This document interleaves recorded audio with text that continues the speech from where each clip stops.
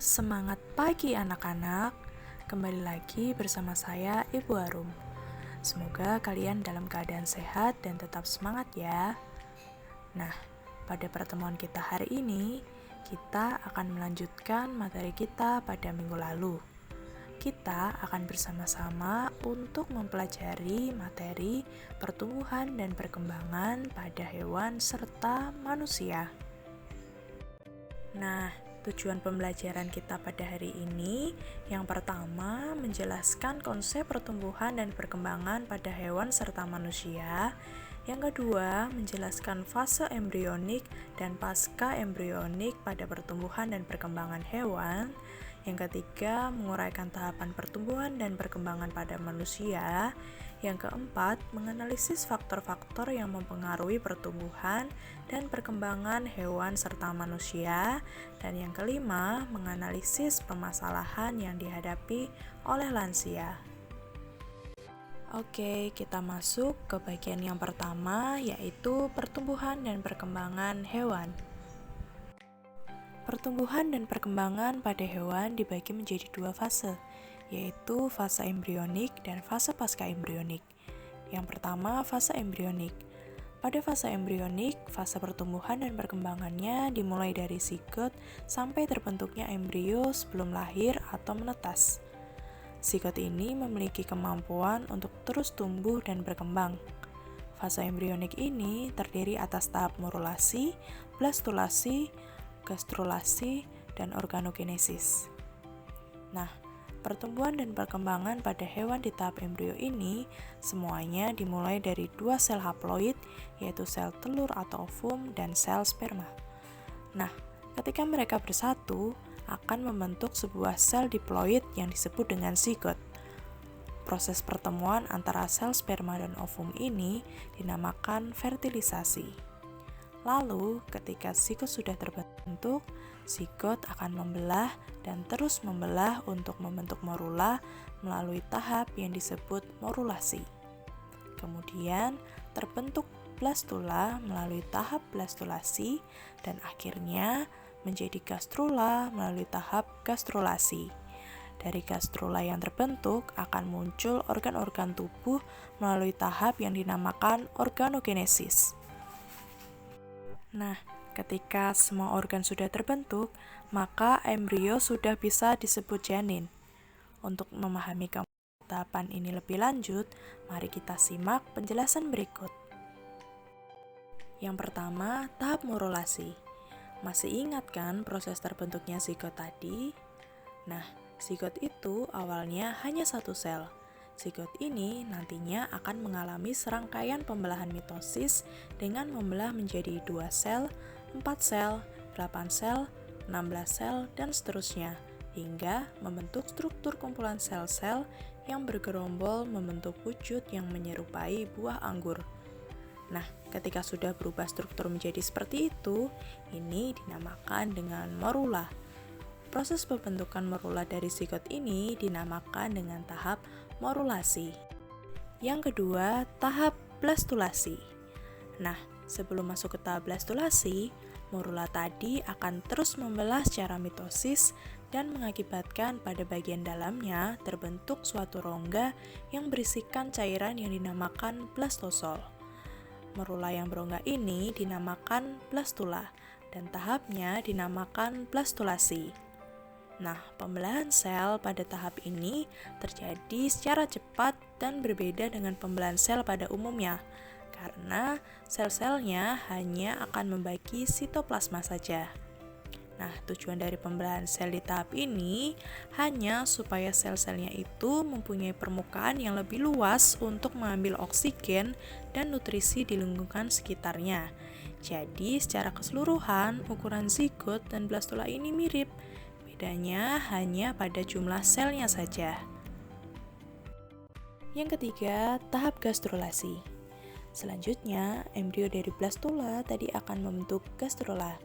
Proses pembentukan blastula menjadi gastrula ini disebut dengan tahap gastrulasi. Proses ini diawali dengan munculnya lekukan kecil di salah satu kutub vegetal. Kutub vegetal ini berada di bagian bawah. Kalau yang di atas dinamakan kutub animal. Nah, tadi lekukan ini akan terus melekuk ke dalam dan lekukan ini disebabkan oleh sel-sel yang terus membelah ke arah atas. Gerakan sel ini disebut invaginasi atau pelekukan ke arah dalam. Di akhir proses pembelahan ini akan terbentuk rongga yang dinamakan argenteron. Selama pergerakan sel tadi berlangsung, pelan-pelan rongga blastosol akan menghilang dan perannya digantikan oleh argenteron. Sampai di sini, blastula sudah berubah menjadi gastrula. Nah, proses perubahan dari blastula ke gastrula ini dinamakan gastrulasi. Terbentuknya gastrula ini ditandai dengan adanya 3 lapisan embrionik, yaitu lapisan luar atau ektoderm, kemudian lapisan tengah atau mesoderm, dan lapisan dalam atau endoderm. Ketiga lapisan ini nantinya akan tumbuh dan berkembang menjadi organ. Nah, yang keempat, tahap organogenesis. Organogenesis ini adalah proses pembentukan berbagai organ tubuh yang berkembang dari 3 lapisan saat proses gastrulasi. Ketika organogenesis terjadi, sel-sel gastrula akan mengalami perubahan bentuk dan fungsi. Organ-organ yang terbentuk dari ketiga lapisan saat gastrulasi, yang pertama ada lapisan ektoderm. Lapisan ini akan berkembang menjadi rambut, kulit, sistem saraf, dan sistem indera. Selanjutnya, pada lapisan mesoderm akan berkembang menjadi sel-sel otot seperti otot jantung, otot polos, otot rangka, alat reproduksi, alat peredaran darah, dan alat ekskresi. Kemudian, pada lapisan endoderm akan berkembang menjadi organ-organ dalam seperti organ pencernaan dan organ pernapasan. Nah, setelah semua organ terbentuk dan mempunyai fungsi yang sempurna, akan terjadi penyempurnaan embrio menjadi janin atau fetus. Nah, lokasi perkembangan janin ini tergantung jenis hewannya. Jika hewan vivipar seperti kera, kambing, kucing, dan lain-lain, nah termasuk manusia, janin akan berkembang di dalam tubuh induknya. Sedangkan pada hewan ovipar seperti unggas, reptil, ikan, itu janin akan berkembang di luar tubuh induknya, lebih tepatnya di dalam telur. Nah, setelah melewati fase embrionik, hewan akan masuk ke fase pasca-embrionik. Tahap pasca-embrionik dimulai saat janin dilahirkan atau saat telur itu menetas. Ini berlaku untuk hewan maupun untuk manusia juga ya. Kecepatan pertumbuhan dan perkembangan antara bagian tubuh yang satu dengan yang lain itu tidak sama, dan pertumbuhannya tidak berlangsung secara terus-menerus, melainkan akan berhenti setelah sudah mencapai usia tertentu. Sementara itu, perkembangan baru akan dimulai ketika alat kelamin telah mampu memproduksi sel-sel gamet. Nah, selama fase pasca-embrionik ini, beberapa jenis hewan ada yang mengalami metamorfosis dan metagenesis. Nah, apa saja hewan-hewan tersebut? Yuk mari kita simak penjelasan berikut. Nah, yang pertama adalah metamorfosis.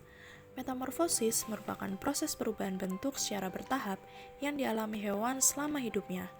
Nah, pada golongan hewan tertentu sebelum tumbuh menjadi hewan dewasa, mereka akan membentuk tahap larva atau nimfa terlebih dahulu. Bentuk larva ini sangat berbeda dengan hewan dewasa, sedangkan bentuk nimfa tidak jauh berbeda dengan hewan dewasanya.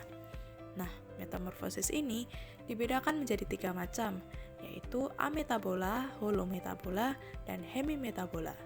Pada ametabola, hewan tidak akan mengalami proses metamorfosis, sehingga fase yang dialami hanya telur, kemudian menetas lalu berubah menjadi hewan dewasa.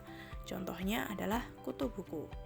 Selanjutnya, pada holometabola, hewan akan mengalami metamorfosis sempurna. Pada metamorfosis sempurna atau holometabola ini akan terjadi perubahan yang drastis. Maksudnya bagaimana? Maksudnya, dari segi bentuk atau ukuran, suatu hewan tersebut akan sangat berbeda dengan hewan dewasanya. Nah, fase yang dialami pada metamorfosis sempurna ini dimulai dari telur berubah menjadi larva atau ulat, kemudian pupa atau kepompong, dan kemudian menjadi imago atau hewan dewasa. Contohnya adalah kupu-kupu, lalat, nyamuk, dan lebah. Nah, selain itu juga terdapat hewan yang mengalami metamorfosis tidak sempurna atau hemimetabola. Karena tidak sempurna, maka tidak akan terjadi perubahan yang mencolok dari tubuhnya. Fase yang dialami yaitu telur berubah menjadi nimfa atau hewan muda, lalu berubah menjadi imago. Jadi, ketika telur sudah menetas, maka larva yang keluar sudah mirip dengan bentuk dewasanya. Contohnya di sini adalah kumbang, belalang, jangkrik, capung, dan kecoa. Nah, pada metamorfosis ini ada sesuatu yang berbeda nih pada metamorfosis katak. Pada katak, tahapan metamorfosisnya dibagi menjadi 3 tahapan, yaitu premetamorfosis, prometamorfosis, dan metamorfosis klimaks. Pada premetamorfosis, fase yang dialami adalah perubahan telur menjadi berudu. Setelah itu akan terjadi prometamorfosis, yaitu tumbuh kaki pada bagian belakang. Selanjutnya akan terjadi metamorfosis klimaks, yaitu tumbuh kaki pada bagian depan dan bagian ekornya di sini akan menghilang. Nah, itu adalah metamorfosis pada katak. Selanjutnya adalah metagenesis. Metagenesis ini adalah pergiliran daur hidup. Maksudnya bagaimana? Nah, daur hidup di sini itu adalah cara dari hewan tersebut untuk bereproduksi. Cara reproduksi itu ada 2, yaitu secara seksual atau gametofit dan aseksual atau sporofit. Nah, hewan yang bisa bermetagenesis itu artinya dia bisa bereproduksi memakai 2 cara, dengan cara bergiliran. Nah, hewan yang mengalami metagenesis ini akan mengalami 2 fase kehidupan, yaitu fase kehidupan yang bereproduksi secara seksual atau generatif dan aseksual atau vegetatif. Contohnya ubur-ubur, ada Obelia sp dan Aurelia aurita. Metagenesis yang terjadi pada Obelia sp dan Aurelia aurita ini memiliki 2 bentuk kehidupan, yaitu saat menempel, dia membentuk polip yang mengalami fase vegetatif atau aseksual, dan kehidupan bergerak bebas atau berbentuk medusa yang mengalami fase generatif atau seksual dengan menghasilkan zigot. Nah, zigot ini nantinya akan berkembang menjadi planula. Planula ini akan mencari tempat yang cocok untuk tumbuh dan berkembang menjadi polip lagi, dan siklusnya bakal berulang kembali. Nah, kita masuk ke bagian yang kedua nih. Pada bagian ini kita akan membahas mengenai pertumbuhan dan perkembangan pada manusia. Pertumbuhan dan perkembangan pada manusia ini dibagi menjadi 2 fase, yaitu fase embrionik dan fase pasca-embrionik. Yang pertama, fase embrionik. Pada fase ini, pertumbuhan dan perkembangan berlangsung dalam uterus atau rahim yang berlangsung selama 9 bulan 10 hari yang disebut dengan proses gestasi atau kehamilan. Nah, selama proses ini, embrio akan tumbuh dan berkembang menjadi fetus atau janin. Setelah masa gestasi berakhir, maka janin akan dilahirkan. Nah, ini adalah gambar dari pertumbuhan janin di dalam kandungan dari minggu pertama kehamilan sampai minggu ke-35 sampai 40 sebelum janin dilahirkan. Nah, yang kedua adalah fase pasca-embrionik. Setelah janin ini lahir ke dunia, manusia akan mengalami pertumbuhan dan perkembangan yang terus terjadi sampai pada usia tertentu. Secara umum, pertumbuhan dan perkembangan manusia dibagi menjadi 5 masa sebagai berikut. Yang pertama, masa balita usia 0-5 tahun, masa kanak-kanak usia 6-10 tahun, masa remaja usia 11-18 tahun, masa dewasa usia 19-50 tahun, dan masa lanjut usia yaitu manula yang berusia lebih dari 50 tahun. Kita masuk ke masa yang pertama, yaitu masa balita usia 0-5 tahun. Pada masa balita, ini adalah masa paling awal dari pertumbuhan dan perkembangan manusia setelah dilahirkan. Ciri-ciri masa balita adalah sebagai berikut. Yang pertama, kemampuan fisik akan berkembang sangat pesat. Anggota tubuh yang semula lemah dan berukuran kecil akan menjadi semakin besar dan kuat. Kemudian kemampuan motoriknya mulai berkembang, dimulai dari tengkurap, merangkak, merambat, berjalan, hingga berlari. Selanjutnya, kemampuan berkomunikasi juga mulai berkembang, Misalnya tertawa, berteriak, dan melafalkan suatu kata. Kemandirian juga mulai terbentuk. Di sini balita mulai bisa makan sendiri, minum sendiri, dan memakai baju sendiri. Nah, pada masa balita ini, balita mengalami pertumbuhan dan perkembangan yang sangat pesat sehingga memerlukan asupan gizi yang baik. Misalnya, pemberian ASI untuk balita hingga usia 2 tahun. Selain itu, pemberian imunisasi juga harus dilakukan secara berkala untuk menjaga pertumbuhan dan perkembangan bayi. Pengontrolan pertumbuhan dan perkembangan bayi ini dapat menggunakan kartu menuju sehat atau KMS seperti gambar di samping yang memuat kurva pertumbuhan normal anak. KMS ini berfungsi untuk memantau pertumbuhan bayi, menunjukkan catatan kesehatan bayi, dan memberikan edukasi perawatan pada bayi. Selanjutnya adalah masa kanak-kanak usia 6-10 tahun. Pada masa kanak-kanak ini disebut sebagai Golden Age karena pada masa ini pertumbuhan dan perkembangannya terjadi secara pesat. Nah, ciri-ciri dari masa kanak-kanak ini diantaranya anak sudah mampu merekam dalam ingatan berbagai peristiwa yang terjadi di sekitarnya. Dan anak mulai menyesuaikan diri dengan lingkungan sekitar, lalu memiliki rasa ingin tahu yang besar, memiliki emosi yang masih berubah-ubah, kemudian memiliki keinginan untuk memiliki barang orang lain, dan mulai mengenal hal-hal yang baik dan buruk. Yang ketiga, masa remaja, usia 11-18 tahun. Di sini, manusia akan mengalami pubertas, yaitu perubahan menjadi dewasa yang ditandai dengan perubahan fisik, hormonal, dan psikis. Ciri-cirinya adalah terjadi perubahan emosional secara cepat pada awal masa remaja atau masa storm and stress akibat dari perubahan hormonal dalam tubuhnya. Selanjutnya, terjadi perubahan yang cepat secara fisik, misalnya perubahan sistem pencernaan, perubahan tinggi badan dan berat badan, serta mulai berfungsinya organ-organ reproduksi. Kemudian terjadi perubahan dalam hubungan dengan orang lain. Kemudian remaja juga sering bersikap ambivalen atau peragu dalam menghadapi perubahan yang terjadi. Lalu emosi remaja di sini juga masih labil atau tidak menentu dan tergesa-gesa dalam mengambil keputusan. Kemudian yang sering terjadi juga remaja itu suka mencari perhatian dari orang-orang di sekitarnya, gitu ya. Dan remaja memiliki sikap imitating atau sering meniru figur atau tokoh yang mereka kagumi. Nah, masih kelanjutan dari masa remaja nih. Perubahan fisik dan psikologis pada remaja perempuan dan laki-laki itu berbeda. Remaja perempuan mengalami masa puber pada usia 10-15 tahun, sedangkan remaja laki-laki pada usia 11-16 tahun. Perubahan fisik pada masa remaja ini dipengaruhi oleh hormon-hormon reproduksi. Perubahan fisik meliputi ciri-ciri kelamin primer dan sekunder. Ciri-ciri dari kelamin primer di sini adalah tanda-tanda perubahan yang menentukan berfungsinya optimal dari organ reproduksi. Contohnya terjadi menstruasi pada remaja perempuan dan mimpi basah pada remaja laki-laki. Sedangkan ciri-ciri kelamin sekunder adalah perubahan-perubahan yang menyertai perubahan primer, seperti perubahan suara, munculnya rambut halus di sekitar kemaluan dan ketiak, perubahan kulit, payudara tumbuh membesar, dada semakin bidang dan lebar, pinggul melebar, tubuh kumis, dan jakun. Nah, itu adalah ciri-ciri dari kelamin sekunder ya anak-anak.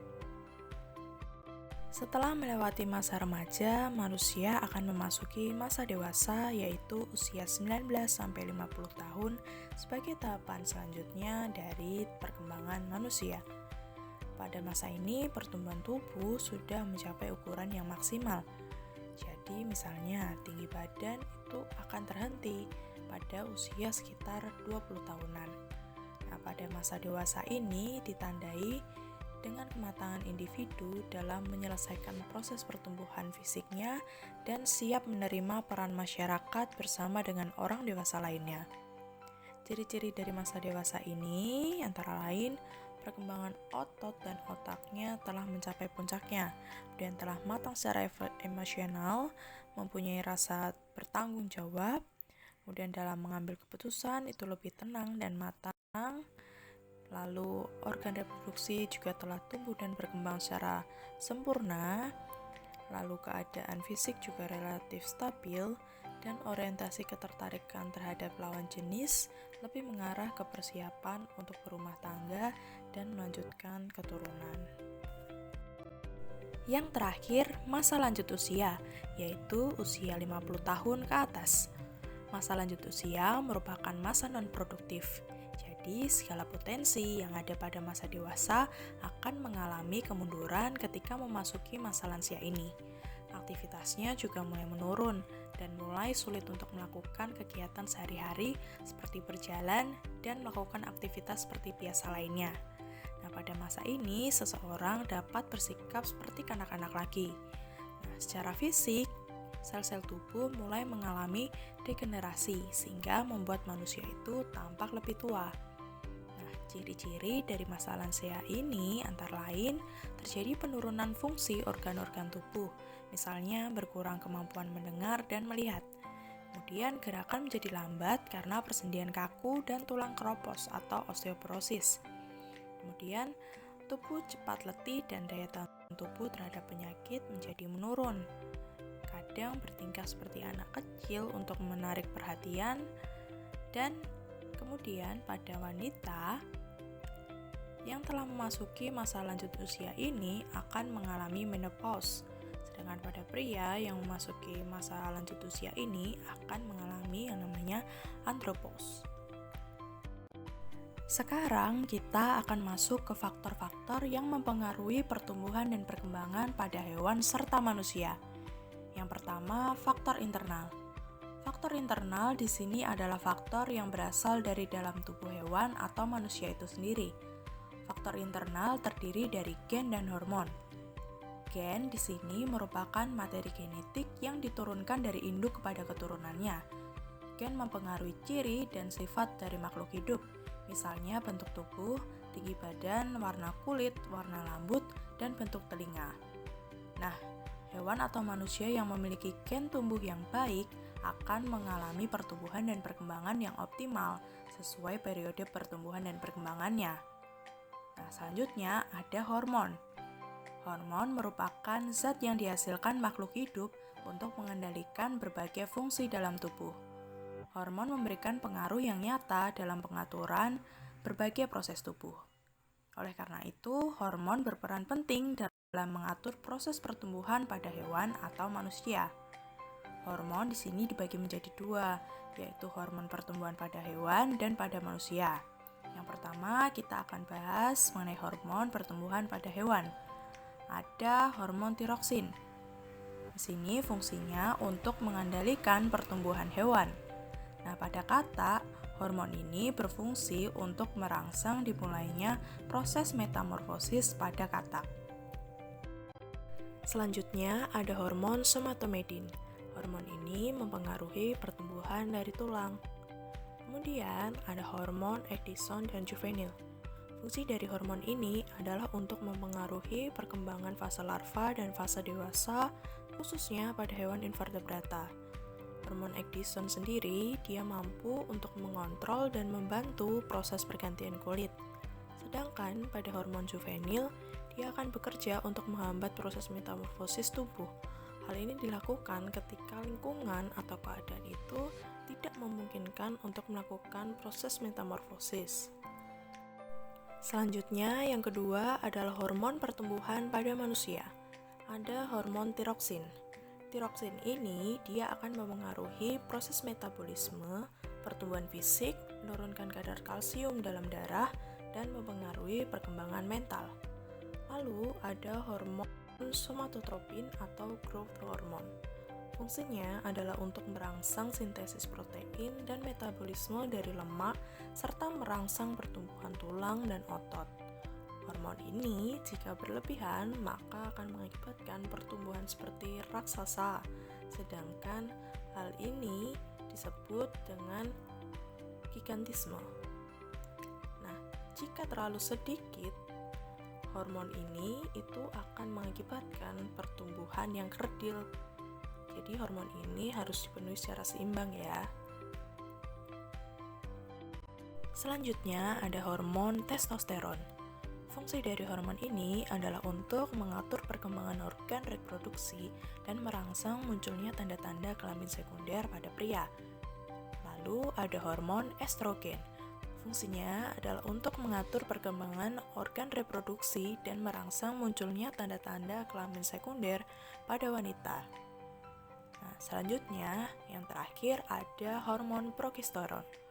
Fungsi dari hormon ini adalah untuk membantu dalam penebalan dan perbaikan dinding uterus pada wanita. Nah, ada pertanyaan nih, kapan hormon pertumbuhan ini berfungsi? Nah, hormon pertumbuhan ini hanya akan berfungsi selama masa pertumbuhan saja. Jadi apabila pertumbuhan itu telah berakhir, maka hormon-hormon pertumbuhan juga tidak akan berfungsi kembali. Jadi seperti itu ya. Nah, selanjutnya yang kedua kita akan membahas mengenai faktor eksternal. Faktor eksternal ini adalah faktor yang berasal dari luar tubuh hewan atau manusia. Faktor eksternal tersebut diantaranya nutrien.